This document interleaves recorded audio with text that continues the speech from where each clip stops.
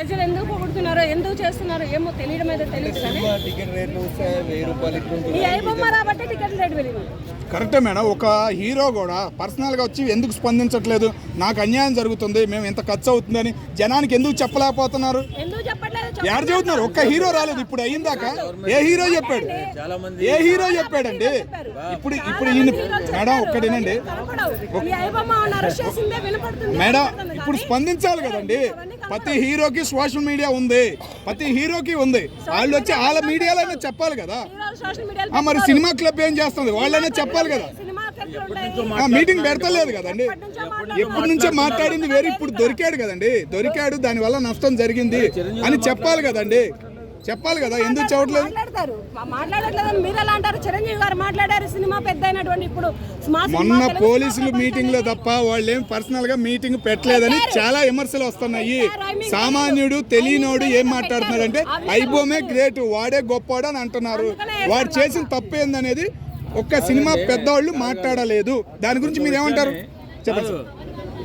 ఇంత కష్టపడి డబ్బులు తీసుకొచ్చి ఒక సినిమాని నిర్మిస్తే ఆ సినిమాని అక్రమంగా దోసేసి ప్రజలకు చూపిస్తున్నటువంటి వాడు గొప్పోడైతే, మరి ఒక పెద్ద పరిశ్రమ అది అంతరించిపోవడానికి కారణమైనటువంటి ఈ విధవని మరి సపోర్ట్ చేస్తున్నారంటే ఏమనుకోవాలి? నాకు అర్థం కాదు.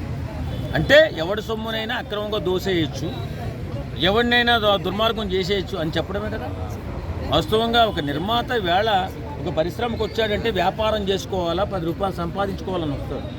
ఆ నిర్మాత ఒక సినిమా తీసి ఆ సినిమాని ఏదో కష్టపడి కష్ట నష్టాలకు వచ్చి ఎన్నో వందల మందిని అందులో బ్రతికించి రిలీజ్ చేసుకుంటే, సాయంత్రాలు రిలీజ్ చేసేసుకుంటే అది మేము చూస్తున్నాం కదా.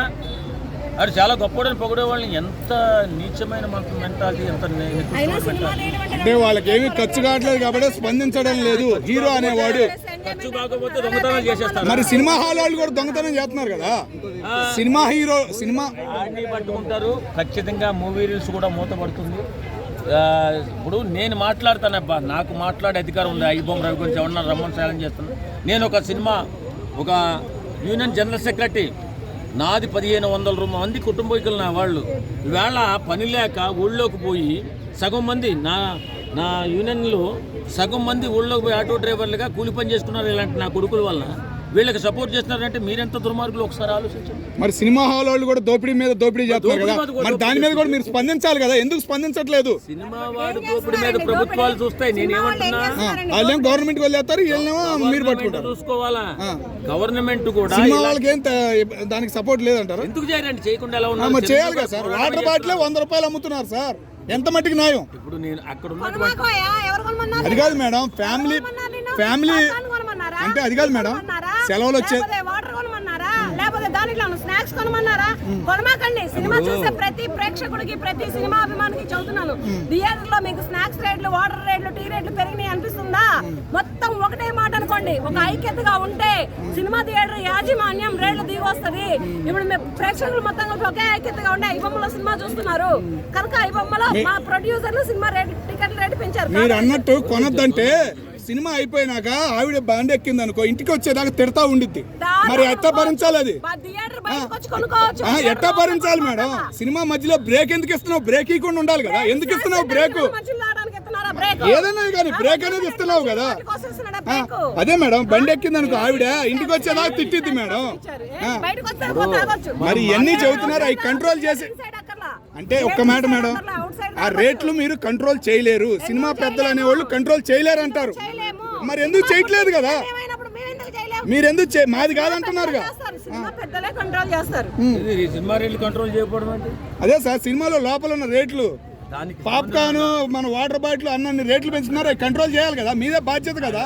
గవర్నమెంట్ చూసుకునేది, అది గవర్నమెంట్ చూసుకునేది. ఓన్లీ సినిమాలు మాత్రం మా బాధ్యత. పరిస్థితులు అనుకూలంగా గవర్నమెంట్ రేట్లు పెంచితే మాత్రమే పెంచుతారు నిర్మాతలు. గవర్నమెంట్ ఎలా చూడమంటే అలాగే చూపిస్తారు వీళ్ళు. ఎందుకంటే వీళ్ళ మొరబెట్టుకునేది ఏంటి? మాకు ఇప్పుడు సినిమా సాయంత్రానికే రిలీజ్ చేసేస్తున్నారు, మాకు చాలా భారీ మొత్తంలో నష్టపోతున్నాం అంటేనే రేట్లు పెంచారు. అంతే తప్ప ముందు అయితే రేట్లు పెంచలేదు కదా. అప్పట్లో ఎవరో బ్లాకులు కాదు, అప్పట్లో బ్లాక్ వాళ్ళు దొంగోళ్ళు ఉండేవారు. సినిమా చూడమని మేము చెప్పలేదు కదా. నార్మల్ థియేటర్స్ గోల్డ్ అని ఉన్నాయి, 100 రూపాయల టికెట్ థియేటర్స్ గోల్డ్ అని ఉన్నాయి.